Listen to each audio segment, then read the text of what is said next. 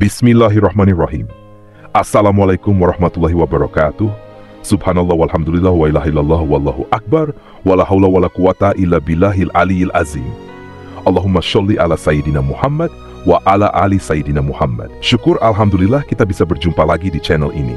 Sahabat semuanya, mohon bantu like, komen dan subscribe channel ini supaya lebih berkembang. Harapan dan doa saya, semoga saudaraku semuanya selalu diberikan kesehatan, dilapangkan rezekinya, diampuni dosa-dosanya, dan dipanjangkan umurnya. Amin ya robbal alamin. Sahabat beriman yang dirahmati Allah, pada sehari perhitungan amal pada akhirat kelak, hal yang pertama kali bakal dihisap merupakan salat. Hal ini menunjukkan betapa pentingnya ibadah yang satu ini. Dalam suatu hadits, Rasulullah Shallallahu Alaihi Wasallam bersabda, sesungguhnya pertama kali dihisap, ditanya, dan diminta pertanggungjawaban dari segenap amalan seorang hamba di hari kiamat kelak merupakan salatnya.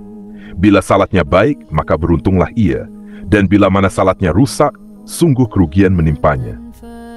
Untuk itu, sangat penting bagi kita untuk rutin mendirikan salat hati.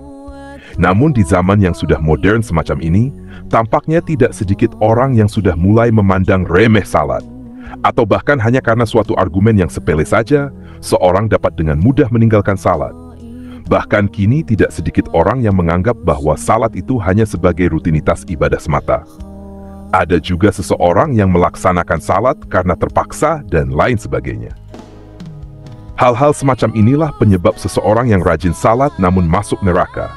Karena dalam melaksanakan ibadah tersebut, mereka tidak dengan tulus ikhlas mengerjakannya. Sahabat beriman yang dirahmati Allah, berikut ini ada beberapa golongan orang yang rajin sholat namun masuk neraka. Yang pertama, salat namun suka berdusta. Berdusta merupakan salah satu dosa besar dan diancam siksa yang pedih di akhirat kelak.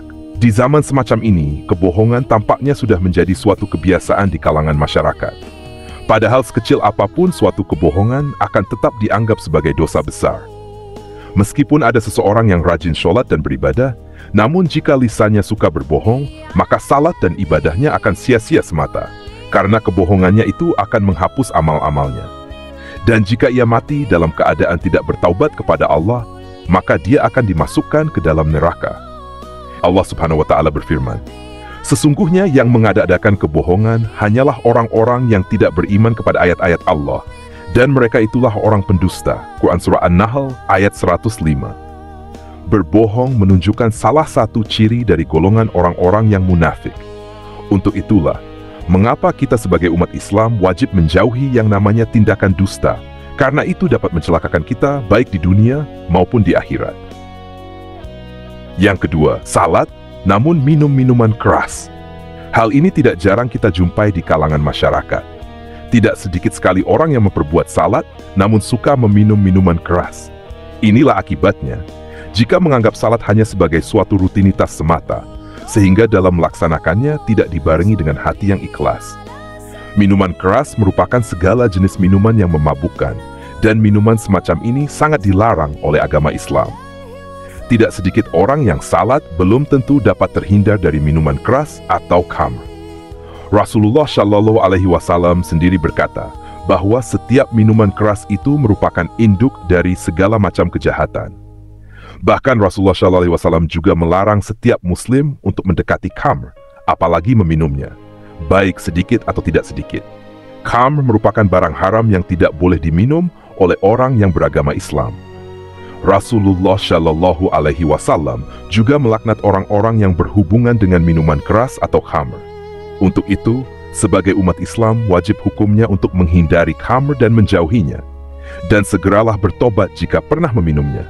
Karena meskipun sholatnya rajin, tapi jika suka meminum khamr, maka neraka akan menjadi tempat kembalinya. Rasulullah Shallallahu Alaihi Wasallam bersabda, barang siapa minum khamar, tentu Allah memberi minum kepadanya dari air panas neraka jahanam.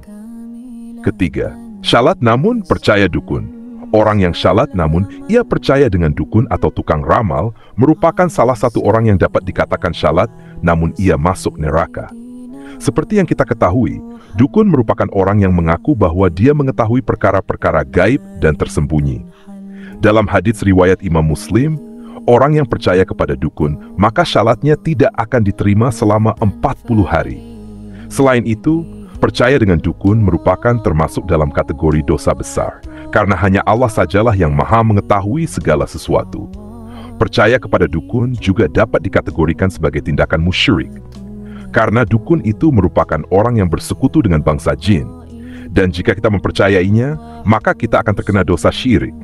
Untuk itu, jika ada orang yang syalat namun mempercayai dukun, benda pusaka dan sejenisnya, maka ia akan terancam dosa yang sangat besar. Rasulullah Shallallahu Alaihi Wasallam bersabda, barang siapa yang mendatangi tukang ramal atau dukun, kemudian ia membenarkan apa yang dikatakannya itu, maka sesungguhnya ia sudah ingkar kepada apa yang sudah diturunkan kepada Nabi Muhammad Shallallahu Alaihi Wasallam. Hadis riwayat Abu Dawud At-Tirmidzi.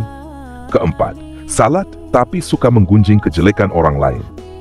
Allah Subhanahu wa Ta'ala berfirman, apakah yang memasukkan Anda ke dalam sakar atau neraka? Mereka menjawab, kami dahulu tidak termasuk orang-orang yang mengerjakan salat, dan kita tidak pula memberi makan orang miskin. Dan merupakan kita membicarakan yang batil bersama dengan orang-orang yang membicarakannya. Dan merupakan kita mendustakan hari pembalasan hingga datang kepada kita kematian. Maka tidak berguna lagi bagi mereka syafaat dari orang-orang yang memberi syafaat. Quran Surah Al-Mudaththir ayat 42-10. Dalam ayat di atas, salah satu penyebab orang masuk neraka merupakan karena suka membicarakan keburukan orang lain. Orang yang mendirikan salat namun suka membicarakan kejelekan orang lain, maka ia akan ditempatkan di dalam neraka sakar. Allah melarang kita untuk membicarakan aib orang lain. Allah Subhanahu wa Ta'ala berfirman, hai orang-orang yang beriman, jauhilah berburuk sangka, karena sebagian dari berburuk sangka itu dosa. Dan janganlah mencari-cari keburukan orang, dan janganlah menggunjingkan satu sama lain. Adakah seorang di antara kamu yang suka memakan daging saudaranya yang sudah mati? Maka tentulah kamu merasa jijik kepadanya, dan bertakwalah kepada Allah. Sesungguhnya Allah Maha Penerima Taubat lagi Maha Penyayang. Kemudian yang kelima, salat namun mengabaikan anak yatim pun. Orang-orang yang syalat namun mengabaikan anak yatim merupakan termasuk dalam golongan orang-orang yang mendustakan agama. Hal ini sudah jelas diterangkan dalam Al-Quran Surah Al-Ma'un. Maka orang yang salat namun tidak mau menolong orang miskin, mengabaikan anak yatim, dan enggan menolong sesama, merupakan termasuk dalam orang-orang yang celaka. Sehingga sekalipun ia ahli ibadah, maka ia juga dapat masuk neraka ia menyiakan anak yatim. Sahabat beriman yang dirahmati Allah, hikmah yang bisa kita ambil dari penjelasan tersebut adalah, siapapun orangnya yang salat, tetapi masih melakukan hal yang disebutkan tadi, niscaya akan masuk neraka. Apalagi orang yang enggan atau tidak mau mengerjakan salat. Mudah-mudahan kita oleh Allah Subhanahu wa Ta'ala dijadikan orang-orang yang selalu mendirikan salat. Jangan pernah tinggalkan perintah Allah Subhanahu wa Ta'ala. Mari semuanya kita bertaubat. Wallahu alam bisyawab. Demikian yang bisa saya bagikan, semoga bermanfaat untuk kita semua. Amin ya Rabbal Alamin. Wassalamualaikum warahmatullahi wabarakatuh.